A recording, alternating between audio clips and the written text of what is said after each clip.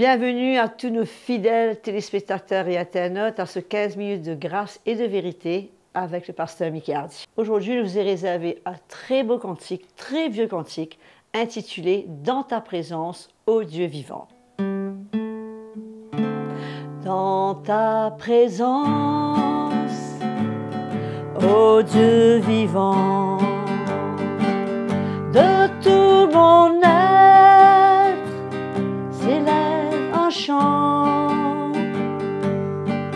prosterné devant toi, je t'adore, ô mon roi, mon être chante, Alléluia.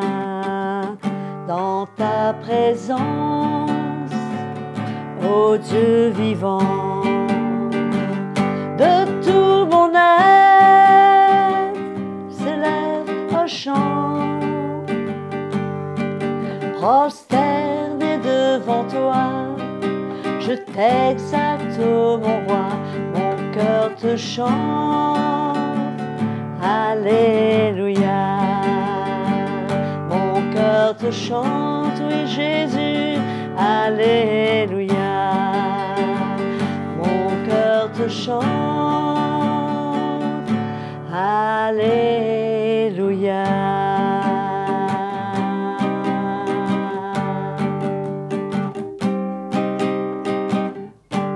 N'est-ce pas un merveilleux cantique qui mérite d'être repris dans nos assemblées? Aujourd'hui, le pasteur Mickey Hardy va nous partager à partir de Éphésiens chapitre 1. Il va nous parler de cette fameuse déclaration de Paul toujours, qui parle que nous avons été bénis de toutes sortes de bénédictions spirituelles. Est-ce qu'il s'agit ici de biens matériels aussi? Est-ce qu'il s'agit ici des richesses, chose que beaucoup dans l'Église ont tendance à croire?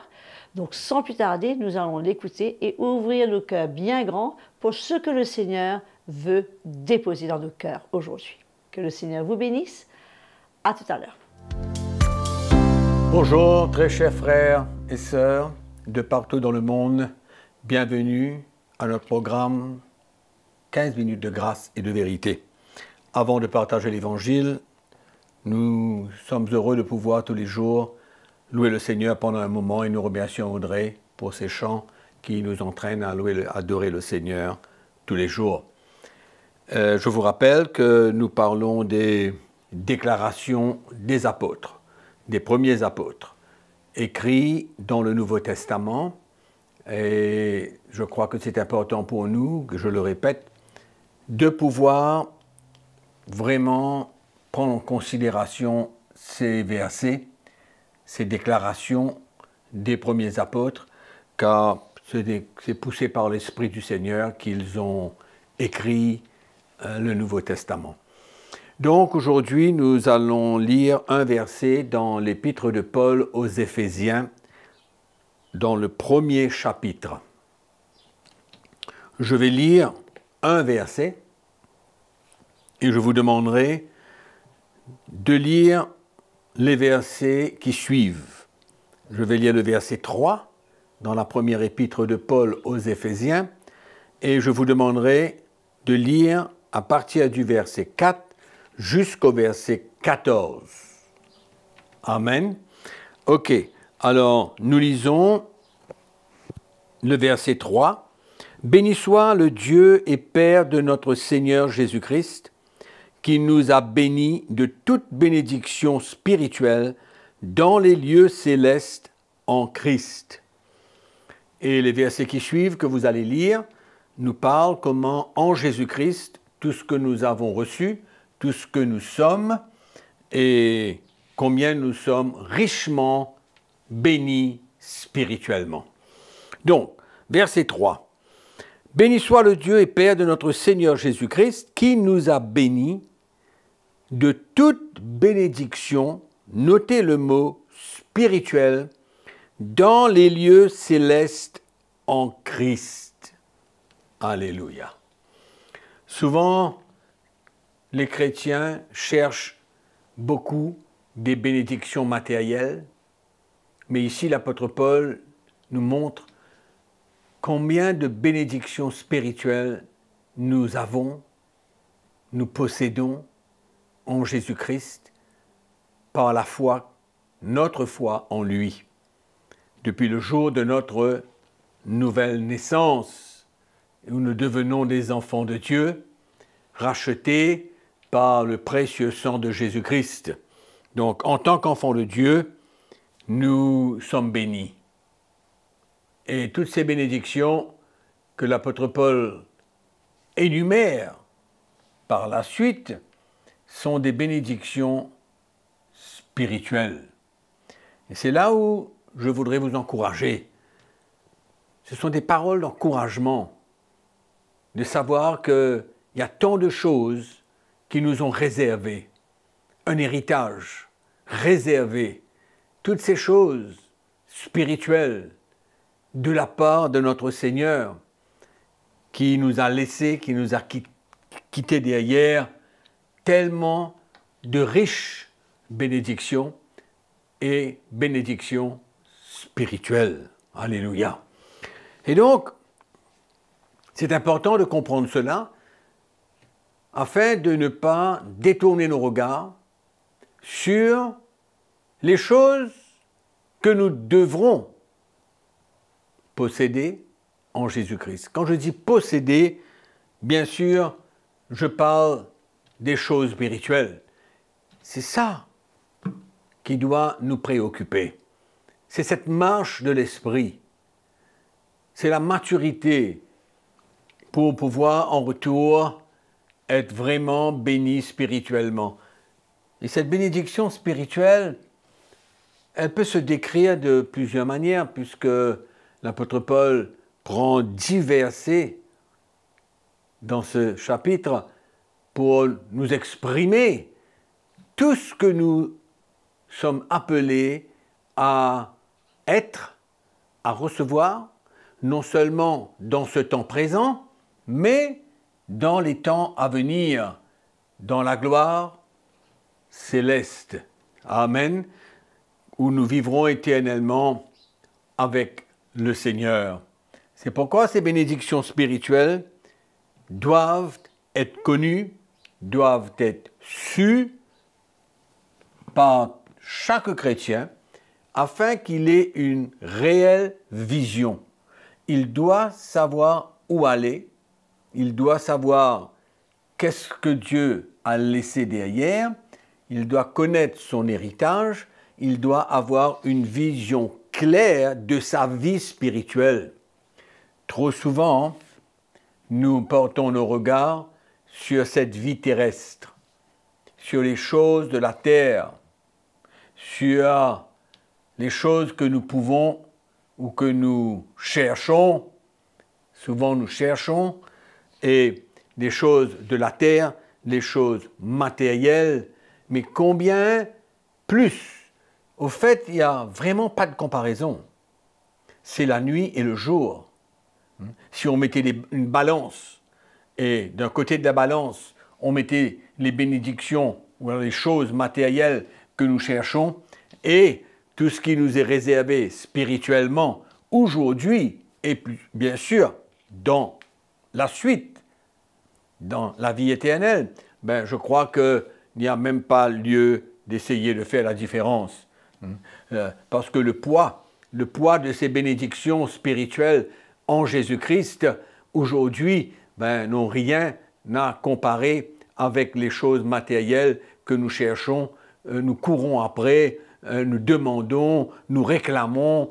Tout cela n'a aucune valeur réelle dans notre vie chrétienne. Et je crois que c'est très, très important pour le chrétien de comprendre cela. Alors, il va courir la vraie course. La vraie course. Parce que dans ce texte, à partir du verset 4 jusqu'au verset 14, ben, nous verrons que nous sommes richement bénis spirituellement, qu'il y a des choses extraordinaires qui nous est réservées. Non seulement ici-bas, mais dans les cieux. Donc, mes frères et sœurs, c'est très, très, très important pour nous de comprendre cela, afin que nous ne perdons pas notre temps à chercher toutes sortes de bénédictions matérielles. Ces choses-là dépendent du Seigneur. C'est lui qui décide quoi nous donner. Qu'est-ce qui ne va pas être un obstacle pour nous dans notre vie chrétienne, dans notre recherche des bénédictions spirituelles. Donc, nous avons besoin vraiment de savoir, d'avoir un plan pour notre vie, d'avoir une vision pour notre vie. Autrement, nous allons courir en vain. Nous allons courir en vain. Hein? Nous ne serons pas vraiment richement bénis de la manière que le Seigneur veut. Il n'y aura pas cette paix intérieure, il n'y aura pas cette joie intérieure, parce que la manière que le Seigneur a préparé les choses pour nous, il a préparé des choses spirituelles. Amen. Donc, nous croyons que nous avons besoin de fixer nos regards vraiment sur notre marche chrétienne, être déterminés à grandir, déterminés à courir la vraie course, afin que nous puissions toucher, recevoir ces bénédictions spirituelles. Elles ne sont pas automatiques. Non, ce n'est pas parce que les choses nous ont été promises que nous pouvons vivre notre vie à la manière que nous voulons et croire que les choses spirituelles, les bénédictions spirituelles, nous allons grandir. Non, nous allons devenir des chrétiens spirituels. Non, tout ça c'est une vraie marche, c'est un don de notre vie, c'est la recherche du Seigneur dans notre vie, dans le ministère qu'il nous donne, dans l'appel de Dieu pour nous en tant que chrétiens et bien sûr en tant que aussi serviteurs de Dieu. C'est très important pour nous. Donc, quelle est notre recherche? Quelle est notre vision? Quoi s'attendre? Mes frères et sœurs, nous ne pouvons pas perdre notre temps aujourd'hui. Nous ne pouvons pas perdre notre temps comme beaucoup le font, à courir après des choses matérielles, des bénédictions matérielles. Non, il nous faut redresser notre vision, ramener nos cœurs vers les choses spirituelles. C'est ça l'encouragement de l'apôtre Paul. C'est ça cette bénédiction extraordinaire que nous avons en Jésus-Christ, quand nous marchons avec lui, quand nous lui donnons notre vie, quand nous sommes prêts à perdre notre vie. C'est alors que toutes ces bénédictions spirituelles deviendront les nôtres. Et on pourra en bénéficier. Et on pourra vivre notre vie chrétienne dans la liberté, dans la joie, dans la paix du Seigneur, sachant que nous avons été richement bénis spirituellement. Donc, c'est ça mon encouragement pour vous aujourd'hui. C'est une grâce de la part du Seigneur et c'est ce que nous avons besoin de chercher. Ne perdons pas notre temps, ne courons pas en vain, ne cherchons pas beaucoup de choses qui ne valent absolument rien, mais cherchons les choses précieuses. Cherchons les choses qui ont de la valeur. Cherchons les trésors spirituels de la part du Seigneur pour chacun d'entre nous. Je vous laisse là-dessus et on vous retrouve à la prochaine session. Entre-temps, que la grâce de notre Seigneur Jésus-Christ demeure avec vous et n'oubliez pas qu'on vous aime. Amen. En effet, mes frères et sœurs, cela n'a absolument rien à voir avec les bénédictions matérielles, avec les richesses de ce monde. Au contraire, Paul ici nous encourage, nous chrétiens, à réaliser que notre héritage se trouve dans les cieux. Il s'agit de choses totalement spirituelles. Il s'agit d'un héritage céleste en Jésus-Christ et pas des biens et des bénédictions de ce monde.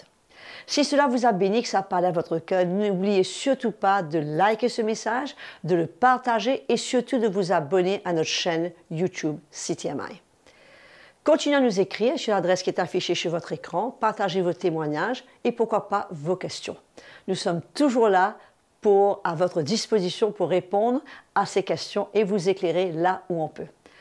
Que le Seigneur vous bénisse et surtout ne manquez pas le prochain rendez-vous avec 15 minutes de grâce et de vérité, toujours avec le pasteur Bicardi. Jusque-là, continuez à servir Jésus de tout votre cœur et surtout n'oubliez pas de parler de lui à tous ceux qui vous entourent.